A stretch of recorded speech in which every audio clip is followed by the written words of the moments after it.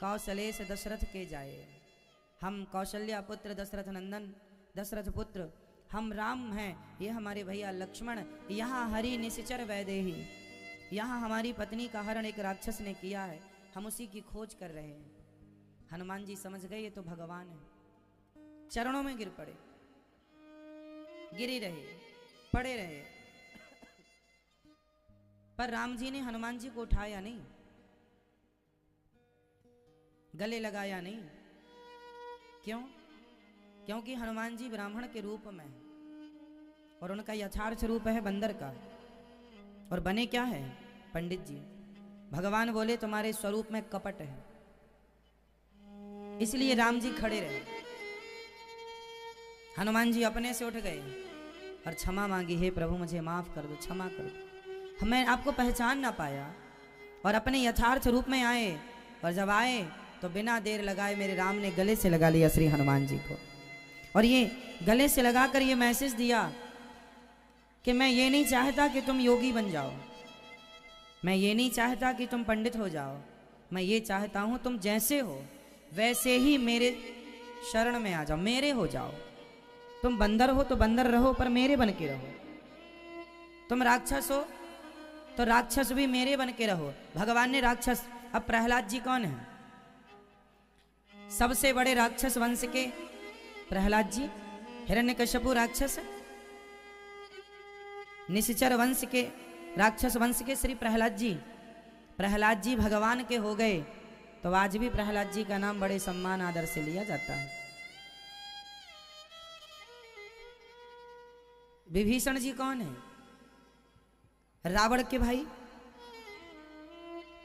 राक्षस कुल है, राक्षस जाति है। पर राम जी ने, तुम भले राक्षस हो, तुम भले बंदर हो, पर मेरे हो जाओ। यदि भगवान के हो गए तो तुम जैसे हो भगवान तुम्हें वैसे ही स्वीकार कर लेंगे। तुम पापी हो तो चले जाओ शरण में, वो सारे पाप धुल देंगे कृपा की दृष्टि से। कोटि विप्रबध लागे जाहू, आए शरण तजई नहीं ताहू।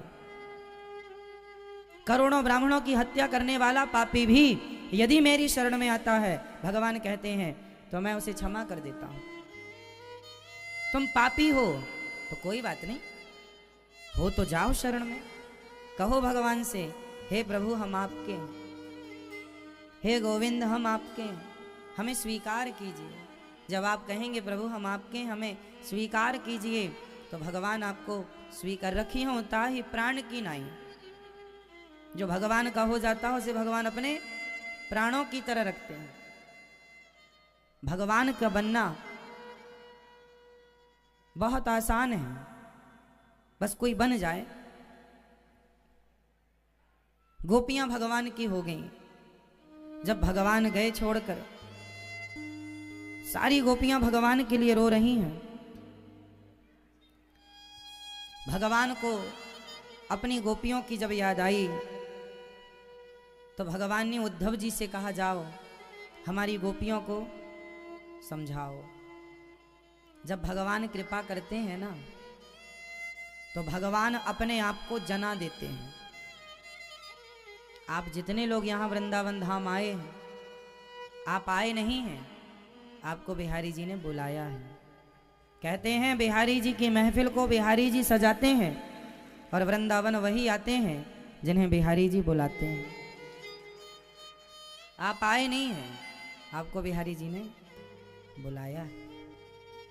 हमारे परीक्षित वन के यजमान परिवार श्रीमान महावीर प्रसाद बजाज जी, श्रीमती पुष्पा देवी बजाज जी, भैया श्री उद्योगपति श्री दीपक कुमार, श्री उमा देवी बजाज जी। बड़ा काम है, बड़ा उद्योग है, उद्योगपति हैं आप, पूरे काशी में आपका नाम है। व्यस्ततम समय से कुछ समय निकालकर आपने अपने आप को भगवान के चरणों में समर्पित किया है, और मुझे लगता है कि जब आप भगवान के हो जाते हैं तो भगवान आपके हो जाते हैं। यही समर्पण है। जब आप लोग आए समय निकालकर भगवान के बनने के लिए, इसलिए भगवान उन भक्तों को अत्यधिक प्रेम करते हैं जो भगवान के हो जाते हैं। काम धाम करो, पैसा कमाओ, खूब नाम कमाओ, इज्जत कमाओ, पर ये भाव से बने रहो कि हम भगवान के। हम किसके हैं? हम भगवान, भगवान हमारे और हम उनके।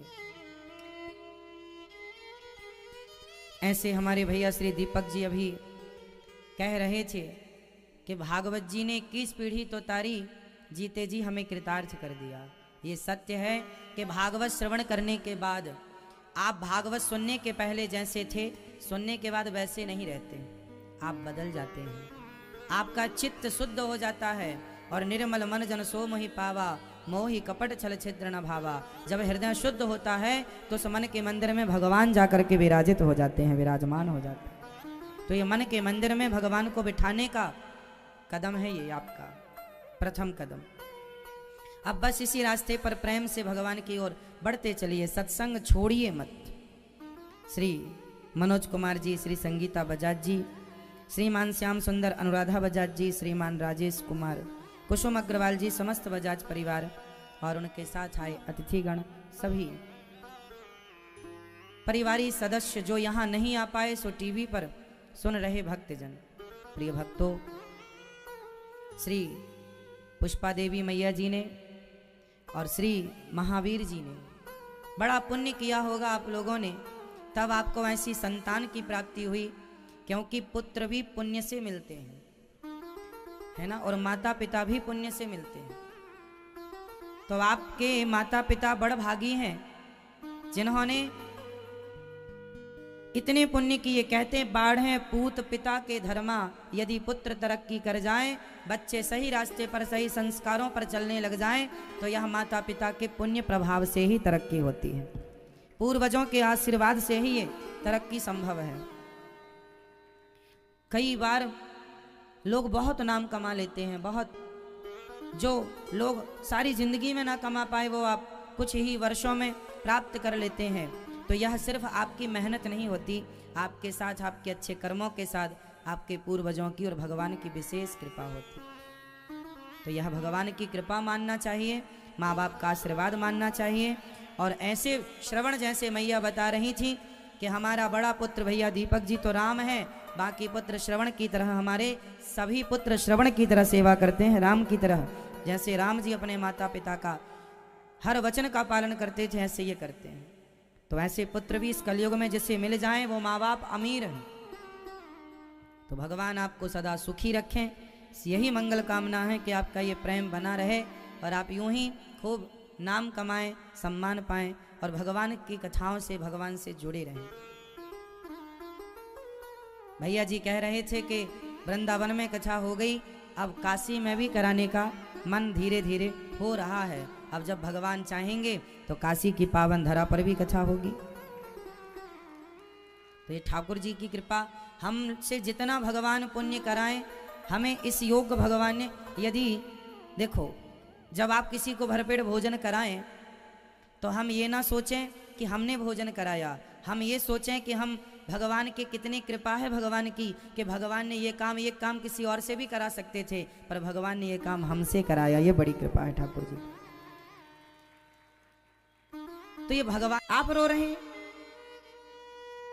आप रो रहे हैं, आपको भी क्या मोह होता है? अरे संसार के लोगों को मोह ममता हो जाए और दुनिया के लोग मोह ममता में रोएं तो समझ आता है, पर भगवान है आप, आपको रोना शोभा नहीं देता।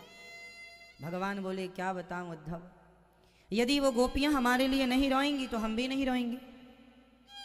वो रोती हैं हमारे लिए तो हम भी रोते हैं उनके लिए, क्योंकि प्रेम करते हैं, प्रेम करते हैं।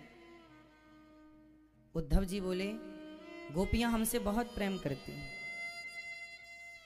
उद्धव जी बोले प्रभु हम तो बड़े ज्ञानी हैं और आप गुणगान गा रहे हैं गोपियों के, क्या वो ज्ञानी हैं? भगवान बोले ना, वो अंगूठा छाप है, कुछ नहीं जानती। हाँ प्रेम बहुत करती हैं हमसे। बताओ भगवान को ज्ञान पसंद है या प्रेम? भगवान तक पहुंचने के 3 मार्ग हैं। ईश्वर तक पहुंचने के कितने मार्ग हैं? 3। ज्ञान मार्ग, योग मार्ग और भक्ति मार्ग।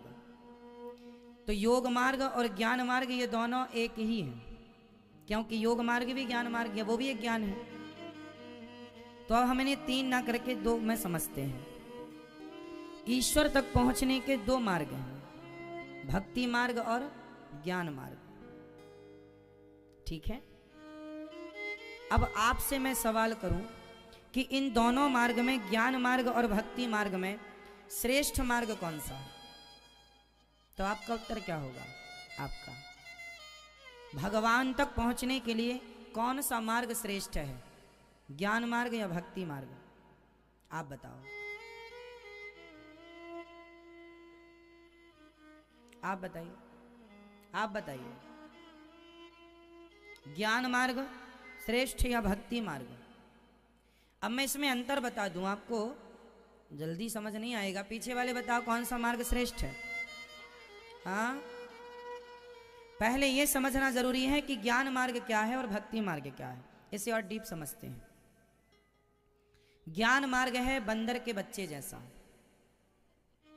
और भक्ति मार्ग है बिल्ली के बच्चे जैसा। बंदर का बच्चा, उसे आपने कभी देखा हो तो बंदर जो है, बंदर का बच्चा अपनी माँ को कस के पकड़ता है बंदरिया को। यदि बंदरिया इस पेड़ से इस पेड़ पर छलांग लगाएगी तो बताओ कौन किसे पकड़ता है? बच्चा पकड़ता है अपनी माँ को।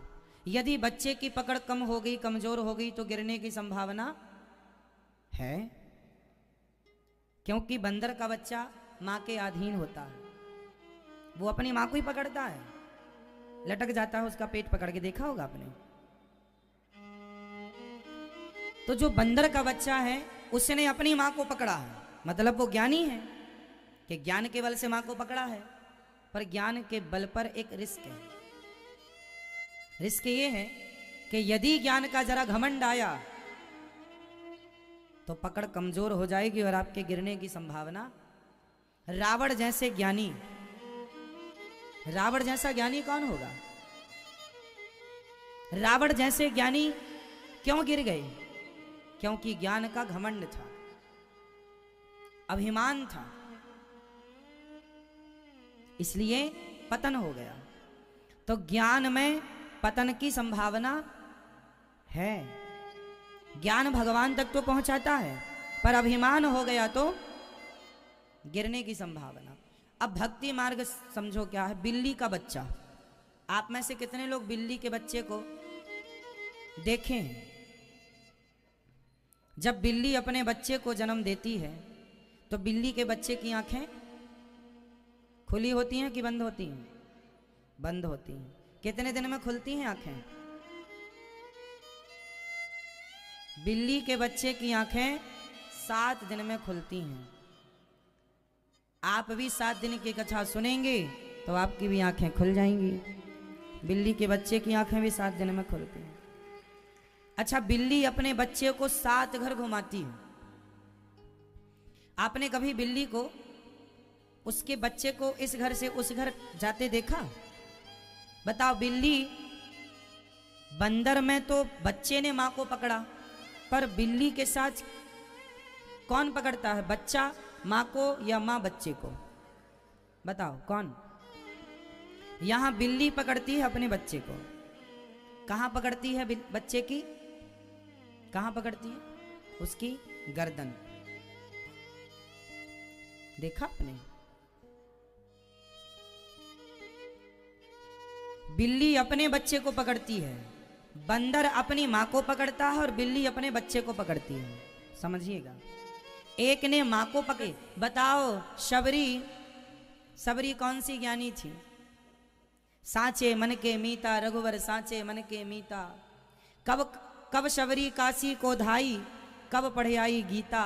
सांचे मन के मीता रघुवर, सांचे मन के मीता। काशी पढ़ने शबरी कब काशी पढ़ने के लिए गई? क्या शबरी काशी गई? काशी जाके पढ़ी लिखी? बिना पढ़े लिखी सबरी को भगवान मिल गए। बिना पढ़े लिखे केवट को भगवान मिल गए। बिना पढ़े लिखे जटायु को भगवान मिल गए, क्योंकि ये ज्ञानी नहीं थे, क्या थे? जोर से, भक्त थे। इसलिए भक्त बन जाओ। और भक्त कौन है बताओ? भक्त की परिभाषा क्या है? भक्त किसे कहते हैं? फटाफट उत्तर दो। दादाजी बताओ, भक्त की परिभाषा क्या है? भक्त किसे कहते हैं? हाँ, जो माला जपे, क्या वो भक्त है? जो तीर्थ करे, क्या वो भक्त है? तो फिर आप बताओ भक्त कौन? जो भगवान का भजन करे वो भक्त। कौन सा भजन गाए? हाँ, पीछे वाली मैया बताओ भक्त किसे कहते हैं? भक्त की परिभाषा क्या है? कौन है भक्त? क्या है परिभाषा? आज ध्यान से सुनना। भक्त किसे कहते हैं? बिहारी जी के मंदिर में जाओ, भीड़ लगी है। किनकी भीड़ है? इस भीड़ में शायद कोई विरला भक्त हो। बाकी मंदिर जाकर लोग मांगते हैं, बहू के बेटा दे दो, नौकरी दे दो। ये भिखमंगों की भीड़ है। हे भगवान ये दे दो, हे भगवान वो दे दो। कोई विरला इस भीड़ में कोई इक्का दुक्का भक्त होगा। कौन है वो? क्या पहचान है भक्त की? ध्यान से सुनिएगा। काशी में तो बहुत भीड़ लगती है। किनकी भीड़ है? अधिकांश भीड़ भिखमंगों की है। भक्तों की भीड़ कहां है? कौन है भक्त? सुन लो। जिसने अपने आप को भगवान के हवाले कर दिया, जिसने भगवान की इच्छा में अपनी इच्छा मिला दी। ईश्वर की इच्छा में ही मेरी इच्छा है, मेरी इच्छा हो गई शून्य, खत्म। मेरी इच्छा खत्म, भगवत इच्छा ही मेरी इच्छा है, भगवान की मर्जी ही मेरी मर्जी है। जो ये भाव रख ले और इस भाव पर अमल कर ले, जो भगवान का होकर भगवान की इच्छा में अपनी इच्छा में लाए और सदा भगवान का होकर हर हाल में प्रसन्न रहे, वही है भक्त। आप कभी माला मत जपो, पर भगवान के हो जाओ। जैसे भगवान रखें उस हाल में खुश रहकर और भगवान का स्मरण बना रहे। जानत हूं अस स्वामी बिसारी, फिर ही ते काहे ना हो ही दुखारी। भगवान का स्मरण अहरनिश बना रहे। भक्त को माला जपने की जरूरत नहीं। एक लड़की थी, उसका दूध का बिजनेस था। उसके पिताजी गांव से दूध खरीद कर लाते, घर पे देते। अब उसकी बेटी उस दुकान पर बैठकर उसकी दुकान पर जो आता तो उसे दूध देती। उसके ठीक सामने एक छत पर एक संत जी आए। संत जी वहां छत पर बैठे पूजा कर रहे थे, माला जप रहे थे, और वो उस लड़की को देख रहे थे। वो सबको तौल कर दूध देती और बराबर पैसे लेती। पर एक लड़का गया तो उस लड़के को उसने दूध दिया, उसका पूरा बर्तन भर दिया और तौल कर नहीं दिया और पैसे भी नहीं लिए।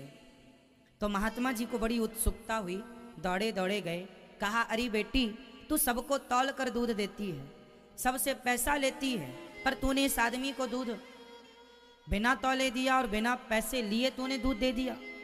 उस लड़की ने कहा महाराज, मैं इस लड़के से प्रेम करती हूँ, और जहाँ प्रेम होता है ना वहाँ हिसाब किताब नहीं होता। जहाँ हिसाब है वहाँ प्रेम नहीं। जहाँ हिसाब है वहाँ प्रेम नहीं है, और जहाँ प्रेम है वहाँ हिसाब नहीं है। संत जी को लगा जब इस एक लड़के से प्यार करती है तो वह हिसाब नहीं रखती, तो मैं भगवान से प्रेम करता हूँ तो मालों का हिसाब क्यों रखता हूँ?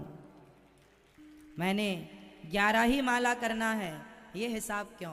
अरे प्रेम है तो बस करते रहो उनके लिए जो करना है। प्रेम इसका मतलब ये नहीं कि हम माला जपना छोड़ दें, इसका मतलब ये है चलते फिरते खाते पीते भगवान का स्मरण बना रहे। कैसे? किसी माँ का बेटा परदेश चला जाए तो क्या परदेश में जब बेटा रहता है तो क्या माँ एक टाइम टेबल से बेटे को याद करती है कि 10 बजेंगे तो ही हम बेटे को याद करेंगे, या सवेरे 6 बजेंगे तो ही बेटे को याद करेंगे?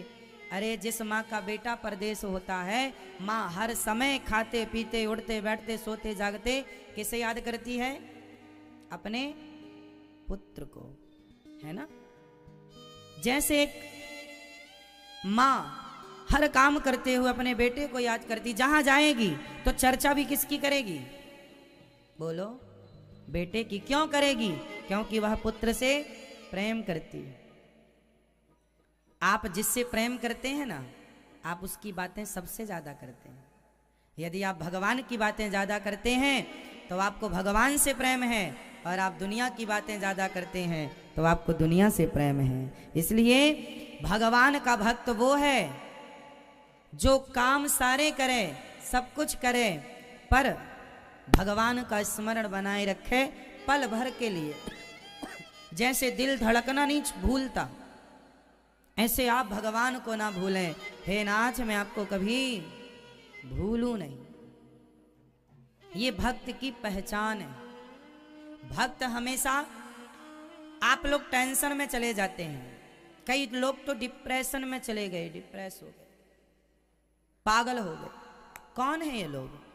चिंता किसे? टेंशन किसे? डिप्रेशन में कौन है? भगवान का भक्त यदि होगा उसे चिंता नहीं होगी। आपको चिंता है, इसका मतलब अभी आप के भक्त बनने में थोड़ा सा आप कच्चे हैं। चिंता हो ही नहीं सकती। एक बात बताओ, अब आप कहेंगे महाराज जी आप बताओ, आप कितने लोगों को चिंता रहती है? घर की, परिवार की जिम्मेदारियों, किसको चिंता? हाथ उठा लो। हाथ जिसको चिंता है, आज ना चिंता दूर कर दिया। आपका ये दास अनिरुद्ध आपके सामने बैठा है, आज चिंता दूर करके ही रहूंगा आपकी। किस किस को चिंता है, बस ये कन्फर्म कराओ। बताओ किसकी चिंता है आपको?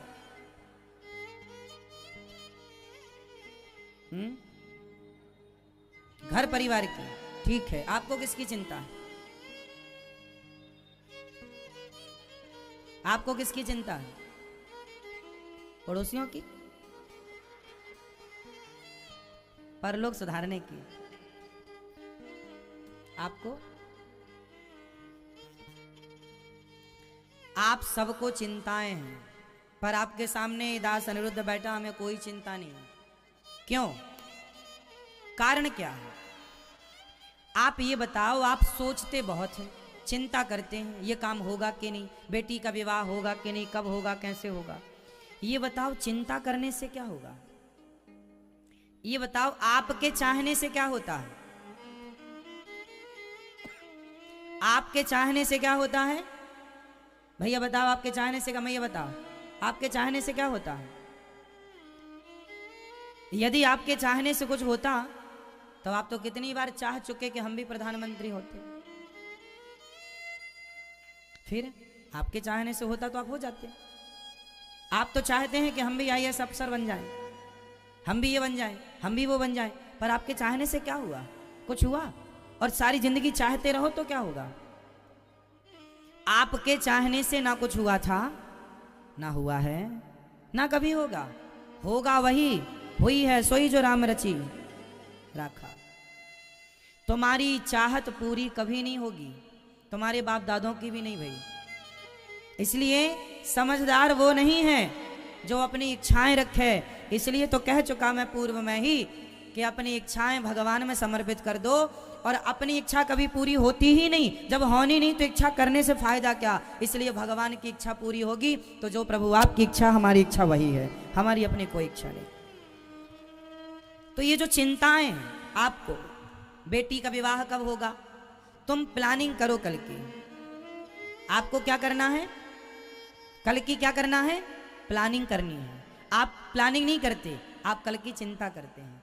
कल की प्लानिंग करना है, कल की चिंता नहीं करना। प्लानिंग कल की तुम करो, चिंता तुम्हारी भगवान करेंगे। छोटा सा बच्चा माँ के पास है, उसे कमाने की चिंता नहीं है, रोटी की चिंता नहीं है, वो तो माँ का है, बाप का है। अब माँ बाप कमा कर देंगे, तुम्हारे माँ बाप भगवान हैं। जैसे पुत्र तुम्हारा बन गया तो तुम उसकी चिंता करते हो, जिस दिन तुम भगवान के बन जाओगे तो भगवान तुम्हारी चिंता करेंगे। तुम क्यों करते हो, तुम प्लानिंग करो।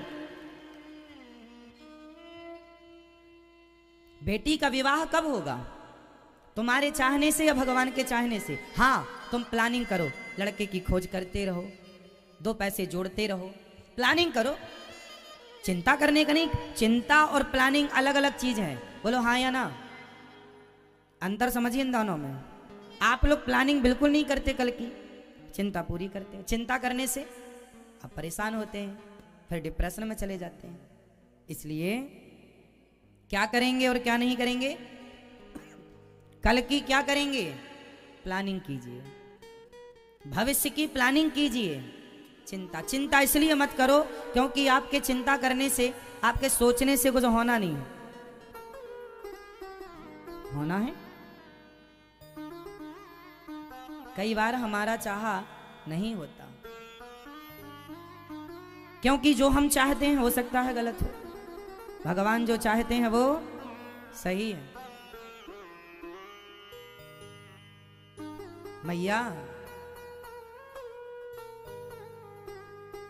भगवान को याद रखना ही भक्त के लक्षण है। तो भक्त कौन, बताओ, भक्त किसे कहते हैं? एक लाइन में उत्तर दो, भक्त किसे कहते हैं, एक लाइन में परिभाषा दो, बोलो। ठीक है, सही उत्तर, बोलो। देखो, आपने ठीक कहा, बिल्कुल यही लाइन चाह रहे थे हम। लेकिन ये बताओ, ये केवल कहना नहीं है, समर्पण। कहना अलग विषय हो गया,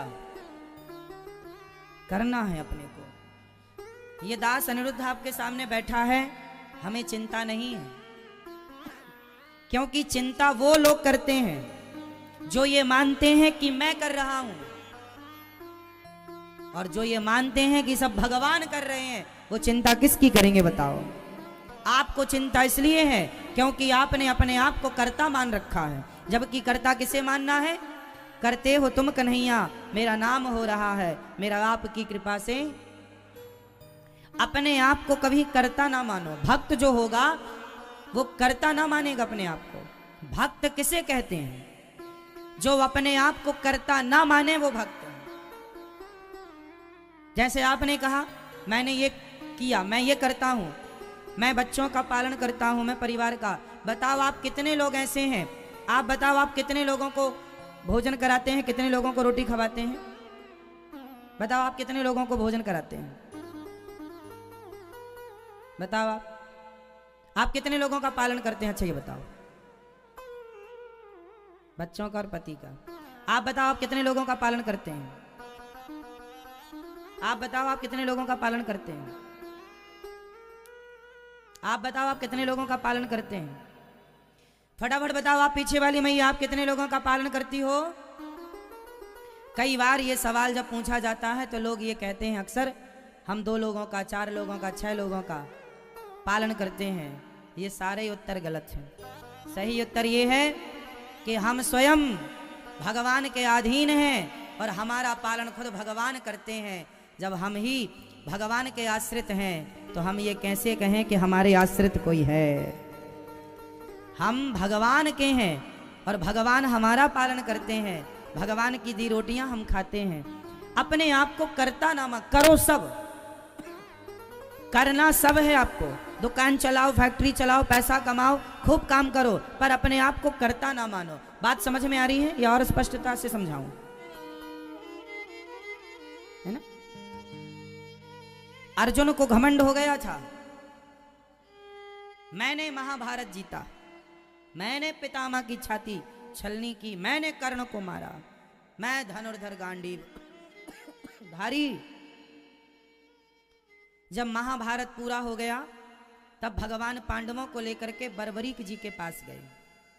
ये बर्बरीक 3 बाण में पूरा महाभारत खत्म करने की ताकत रखने वाले।